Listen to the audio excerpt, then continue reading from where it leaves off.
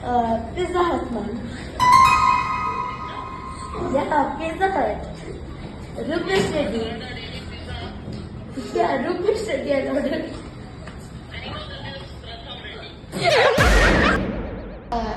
Sir Zepto ಇಂದ ರೂಪೇಶ್ ರೆಡ್ಡಿ ಹೆಸರಲ್ಲಿ pizza save ಮಾಡಿದ್ದಾರೆ. ಹೌದು ಸರ್. ನಾವಿವಾಗ ಕಾಮಾಖ್ಯ ಹತ್ರ ಇದ್ದೀವಿ. ಹಾಂ ಸರ್.